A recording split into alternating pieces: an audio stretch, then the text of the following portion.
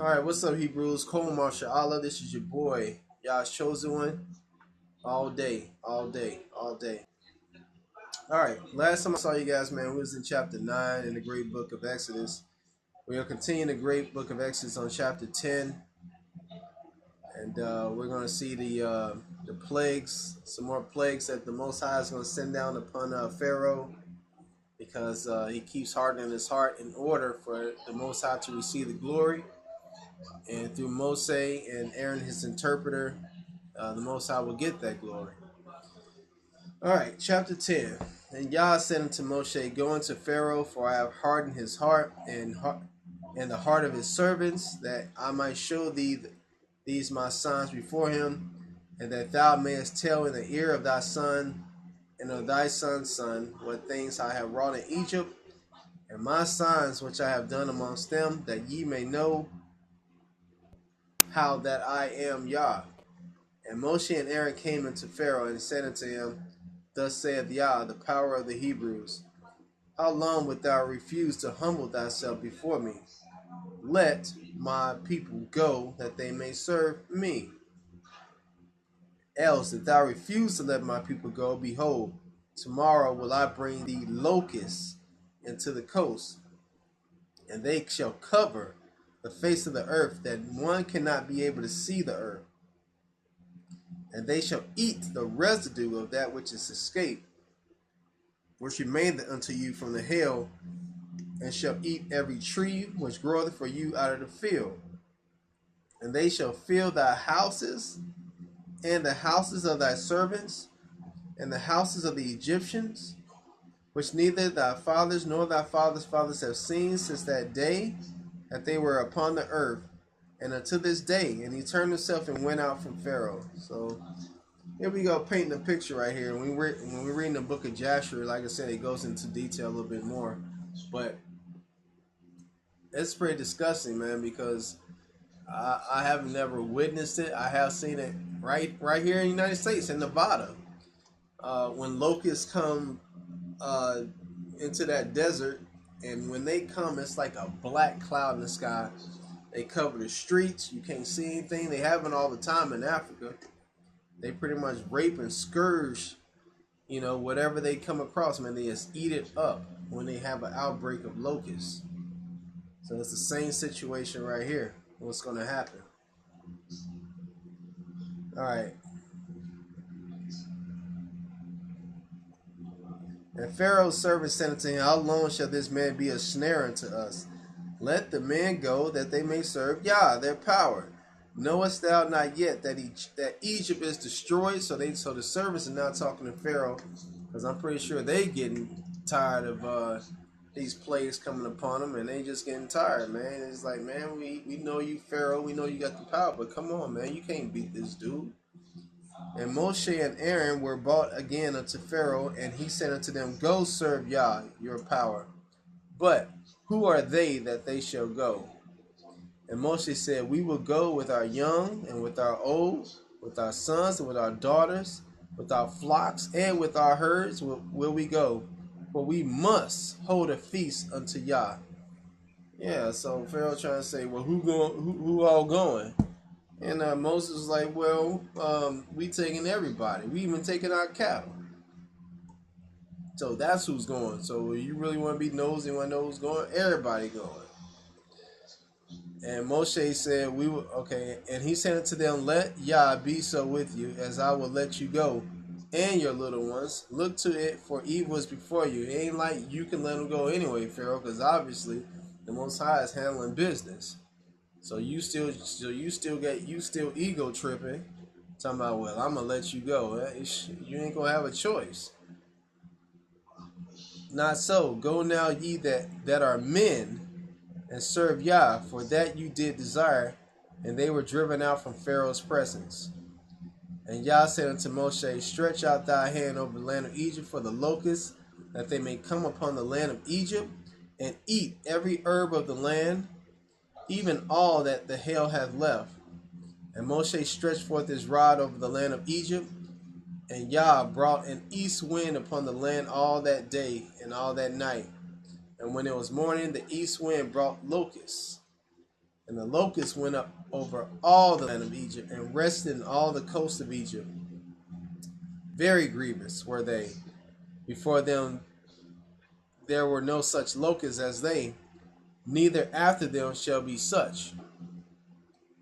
For they covered the face of the whole earth, so that the land was darkened, and they did eat every herb of the land, and all the fruit of the trees which the hail had left, and there remained not any green thing in the trees, or in the herbs of the field, through all the land of Egypt. Then Pharaoh called for Moshe and Aaron in haste, and he said, I have sinned against Yah, your power, and against you. Now therefore forgive, I pray thee, my sin only this once, and entreat Yah your power, that thee may take away from me this death only. You know what? All this trickery Pharaoh's trying to do, man. You would think that after suffering all those things that he would get the point. But, you know, anytime a human gets power like that, man, it's just his arrogance just overrides everything. And he just can see himself letting it go.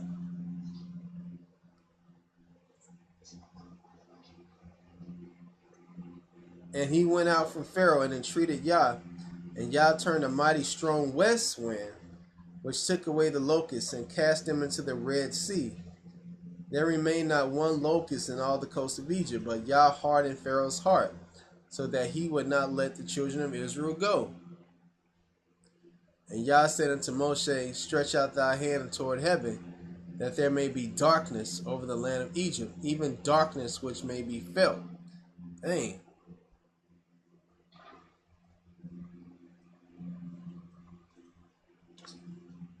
Darkness that may be felt. You ever been in some place that's so dark you can feel the darkness? This is some darkness, man. This is the kind of darkness, man. If you're like in that situation where you just like stay in one place, you just sit there and hope that the darkness go away. You just sit in that one position. You don't even want to move from fear that you get out of position because it's just that dark. Your eyes feel heavy. Your whole body feel heavy. Like the darkness just weighing you down. All right.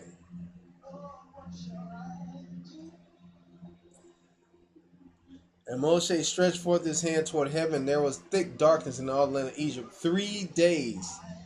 They saw not one another, neither rose from his place, see, for 3 days. But all the children of Israel had light in their dwellings. It was so dark they didn't even want to move. And Pharaoh called unto Moshe and said, go ye, serve Yah. Only let your flocks and your herds be stayed. Let your little ones also go with you. And Moshe said, thou must give us also sacrifices, burnt offerings, that we may sacrifice to Yah our power. Our cattle also shall go with us. There shall not an hoof be left behind, for therefore must we take to ensure Yah our power. And we know not with what we must serve Yah until we come thither. But Yah hardened Pharaoh's heart, and he would not let them go. And Pharaoh said unto him, get thee from me, take heed to thyself, see my face no more, for in that day that thou seest my face thou shalt die. And Moshe said, thou hast spoken well, I will see thy face again no more. Alright, so Moshe is like, alright, well, you don't want to see me no more? All good.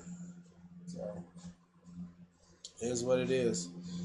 And, you know, you still don't want to let my people go? Well, you know, the Most High just going to keep on bashing your brain in. That's simple. This how our Father works, man. There's no being on this planet that can stop him. There's nothing on this planet that can stop him. We have those fallen angels. We have Satan that can try their best. They even wage war against them, but there's no way that they can stop them. Satan feels that he can fight against them, but deep down inside, he knows he can't beat Yah. But what he's trying to do is trying to take as many people down with him as he can so he doesn't go down alone. You know what I'm saying? That's why he's called the son of perdition. He already has his place waiting for him. He is the son of perdition. He already has his place waiting for him in Tartarus. That place laid out for Satan and his fallen angels, the ones that's with him. They already have a place in hell waiting for him. There's degrees of hell. And Tartarus is like the lowliest place that you can go. That is the bottomless pit. I think what the bottomless pit is like a black hole, man. It's bottomless. Like if you're reading the book of Enoch, man, it talks about black holes and stuff like that, and talks about things, and that is just a place in itself, torture, man. You falling for infinity, forever in a bottomless pit, man. You just, man, that's, just think about it, man. Even in human terms, I mean, we can't even fathom that, man. But just thinking about it in angelic terms, man. Eternity, eternal, death. Think about that, man. Why do people not see that this is real, man? This is real stuff. I mean, I don't get it.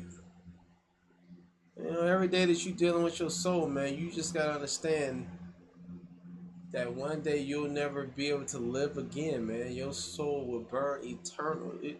We can't see. The thing is, time really is man-made. Time, the Most High has no time. He's the Alpha and Omega. You know what I'm saying? There's no such thing as time to him. I mean, as a human, you can't fathom it because he's been there since the beginning. Like, what is the beginning? He was there.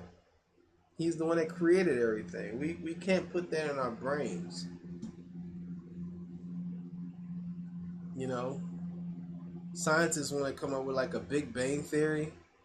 You know, how the Earth began, but it doesn't add up because you still have something from nothing. Like, where was the material in order to make the Big Bang? The same way of evolutionists can talk about a creationist, like us, they can say, okay, so who created God? Or how was he, you know, and then, you know, how we react? Well, he was just here. And then they can say, see, so how can you doubt the Big Bang? Because it just makes sense, man, that this is the only planet that can host humans.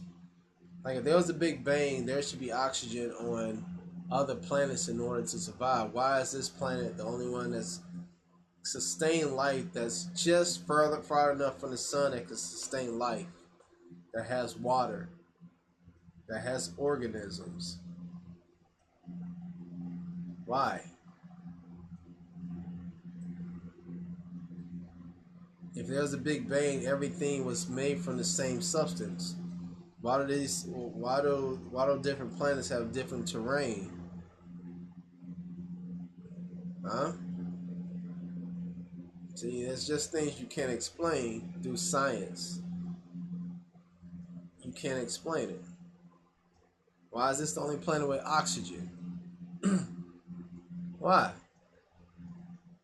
Why is this the only planet in the solar system with oxygen and water and trees and all these creatures upon the earth? Why is this the only planet? Ask the scientists that. They won't be able to tell you a damn thing. You know why? Because science is a theory. And the thing is with science, once that theory gets proven wrong, it's no longer relevant. So it's based off theory until it can be proven wrong. And that's science. You know what I'm saying? Once it's proven wrong, then it's no longer a theory. and it gets proven wrong. The thing about carbon dating. How many times have they been going over and over? How many times that's been inaccurate? Alright, man. I've been wasting too much time on this video, man. I will check you guys out on the next video. Just know that your power is the greatest thing ever. There's no beginning to them. There's no ending to them. And like I said, as a human, we just can't fathom that. You know, he wasn't created. He created the angels. Who knows all the kind of things in this vast universe that he created, you know what I'm saying? And we just can't, you can't fathom that, man, being human. You just can't. And like I said, I don't even think the Malaks of the heavens the Malakim of the heaven can fathom that either, man. I'm not even gonna try. And like an evolutionist, why even try? Why even insult yourself saying you come from apes? You know what I'm saying? That is the dumbest stuff I ever heard of, man. If that's the case, why aren't apes still evolving to this day right now? Why aren't apes still becoming humans right now? Why aren't single cell amoeba becoming humans right now? They say you evolved from single cell amoeba. Well, why aren't single cell amoeba becoming humans today?